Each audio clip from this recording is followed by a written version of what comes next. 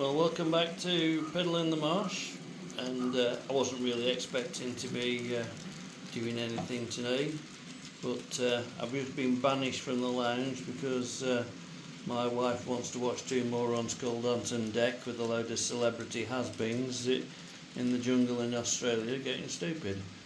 So I've come to do something sensible. Anyway, we have had a couple of new things to the layout, and one of them is yonder signal down here, because the line from the helix, which is here, has not had any signals on it since I got it.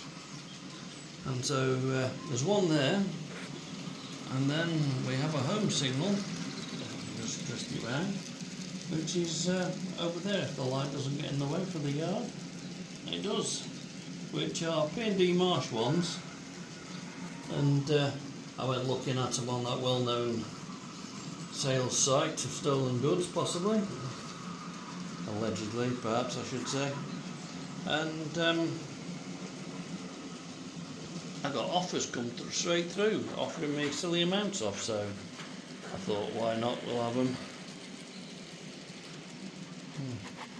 Anyway, from the last video somebody was saying that they liked the view that I gave them from high up, so they could get to see the whole layout, because you can never actually get to see all of it.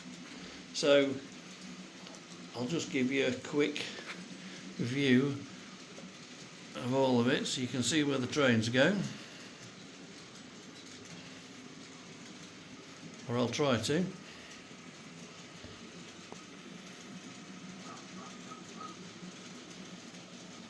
What you can see there is the High Mecca 2 coaches on what is the rural single line. I'm coming out the tunnel in a second. Yeah. There's the other one. Well, I'll have to go quickly over here. This bit behind here is where I've got 4 tracks. I can store 2 trains and have running lines come past them. And this used to be where the controller sat at the minute. It used to be the control board, but there's only the front bits is actually in use now, because if you look, a lot of the switches there at the back have got black on, so they've been disconnected and they're not used. There's only the red and the greens that are, because I've yet to do this side nearest to me now to be DCC points, with the exception of that one, which is. Anyway, so that's that bit. If I take it up a bit further, and you've got the hill in the middle, which runs up and round. And I'm sure, look at that, it's amazing, isn't it? When you want a train to run round, it doesn't. But right over in the back, you can see they're under a tunnel at the other side, which we'll come round to.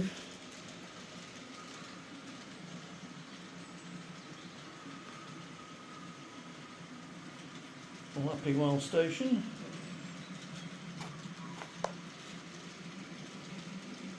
and then they both go there. And the hill in front here, which has trains in it, if I can just come back this way, is actually a 4-track storage yard, which appears as though somebody's been in here, which will be my darling wife when she's been down there to get her scout stuff, has come up underneath it, cracked it one and given it up, and all the trains have jumped off. Anyway, while we're there, you can see a helix which is beneath the village of Courtcockig, which takes us down to the 65-track Fiddle yard there, if you can see it, which it does slide out. And this side's a bit empty at the minute, because the ones that are running at the minute are all from this here, which is the 1960s. I'll shove it back the other way.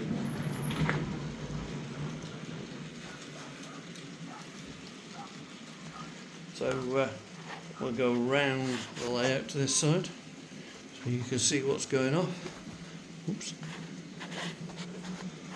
Still not good with the balance and things. And just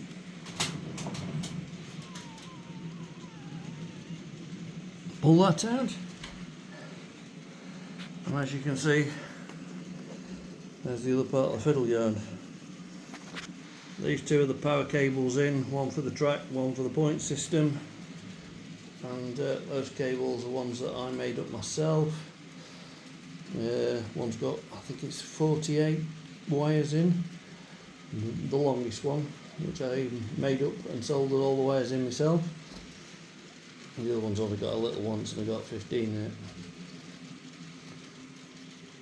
So, as you can see, there's the other part of the fiddle yard, as it says 65 on that one, and all the way along.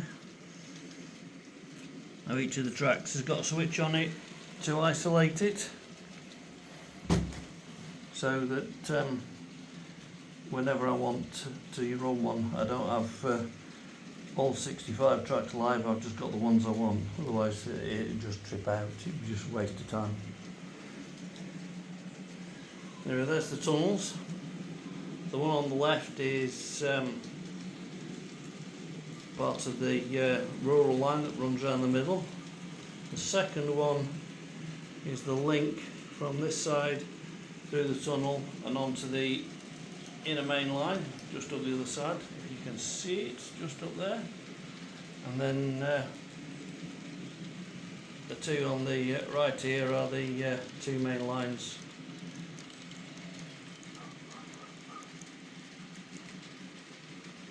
You saw the trains running through before. You get the Green Western to go through in a second. There you go. Oh, Western warship, you clot. And the maroon warship's coming through this side now.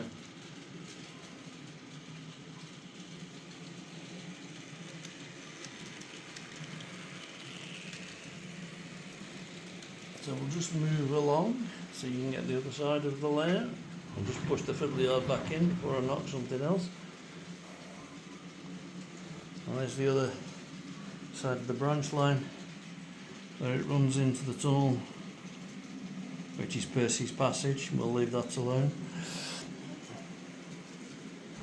And then you have the side of the station, some sidings and run-through lines on that side, and the loco shed, which is hiding a Class 68, but you haven't seen that because it's out of era. And this is Lappingwell, this end is Station Road, where you've got the station. Come back a bit. And from the petrol station, as you might be able to see, either side of the young lady, which is one of my ladies of the night, which features in the Innocent Tales of Fiddle Folk, is the new young lady who has replaced Denny Tremble, who's now gone on to being a voiceover artist, and this is, I shall say it carefully, Stacey Rhett.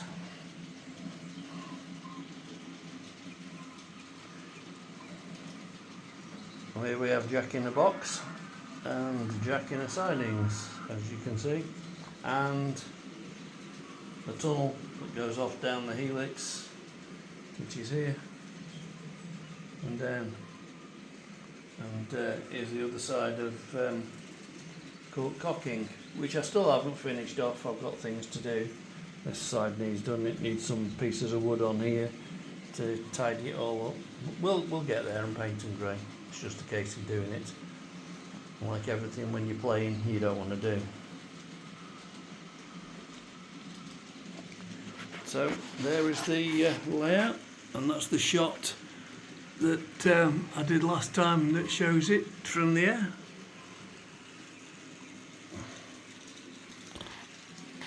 The village which is here is Bangor in the Marsh, and the other one over there is the village of Piddle in the Marsh. And they are linked by the road that goes through the middle under the tracks and back out the other side.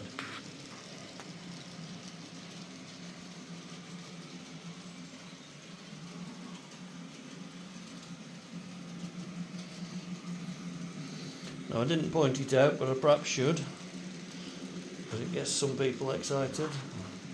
This is the nudist camp, and I don't think there are many layouts with a nudist camp on it, but this is Liquor More Nudist Camp, because the bit on top of the tunnel is actually Liquor More.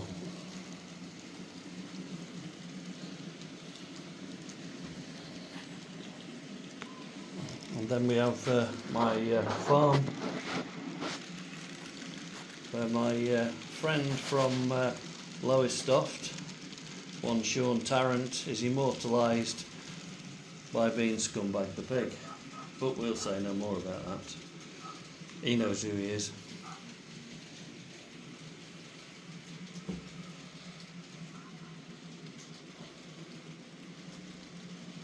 And the road for Piddle in the Marsh does actually go all the way down the layout and across, around, so there is a continuous road through right through the whole scene. And you can also get over to the nudist camp through the farm with the road, up over, down Liquors Lane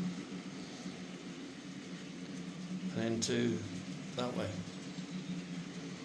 There's lots of little cameo scenes around the place.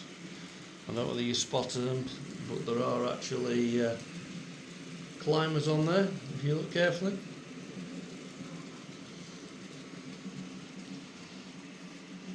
And a couple of ladies sunning themselves there.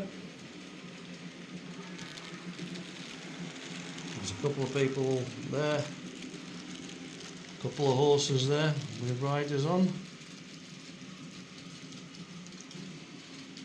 Lady putting out the washing. And there's even a funeral taking place, or two actually. One's going in, and if you look down there, there is actually somebody being lowered into the ground. Well, everybody does a wedding and I didn't want to.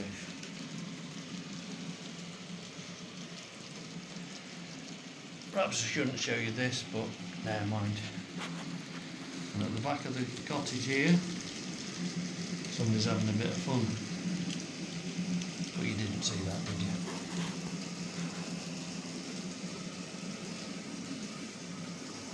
And on this layout there's actually quite a few bits of people having fun in various places. But you'll have to spot them. It isn't easy to spot everything on this layout. You have to catch it in the right place. There's a couple of deers on the end there if you look. Over by the signal box, and even the signalman's down on the bottom of the track there as well. Anyway, that's a brief tour of the layout.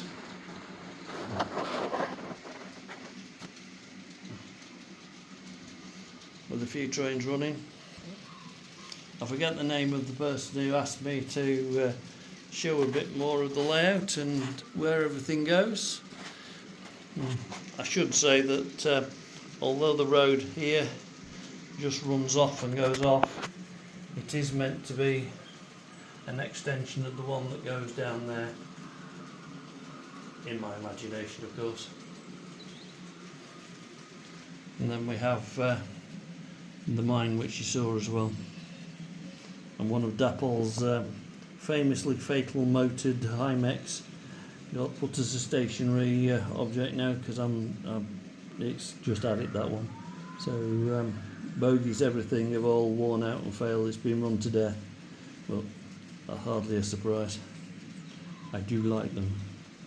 So, oh, and that's as it says if you can read it.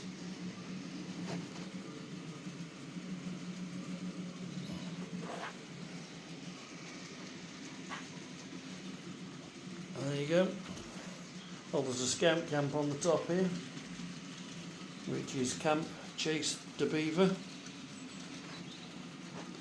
And the scouts up there are first licking well and second banger.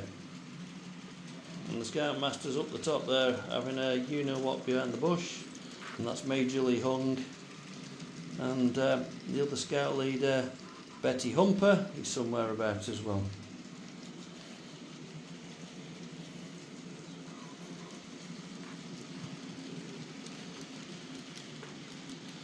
You may have noticed that Hymex actually got snowplows on.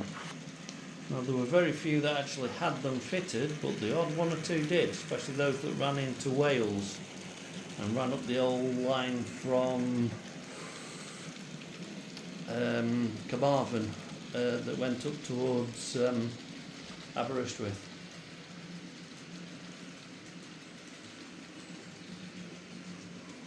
Anyway, there you go.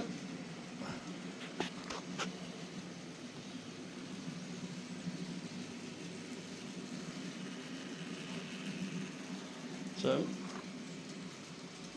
as they come round one more time, I'll leave you with it. You had a bit of a layout tour.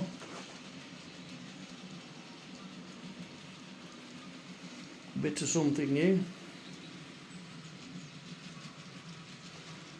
And I shall now go and re-rail all the wagons that my clumsy wife has obviously done with when she's got up and cracked it. Underneath here. She's not admitted to it, but we know who's done it, because I don't do such things. But never mind. It'll just take me 10 minutes to put them all back. Thanks for watching. Good night.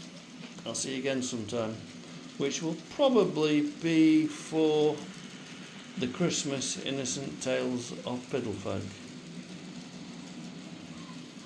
which unfortunately won't be on YouTube because the thought police of two-tier Kia and YouTube won't allow it anymore, so it has to go up on another channel, which is Odyssey, ODYSEE, and there's no ads on there, so it's great fun.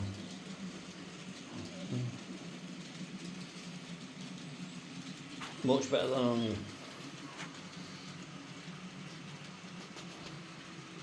So, keep a lookout for the ad for it, because I will try and put one up on YouTube, just to point you in the right direction with the link.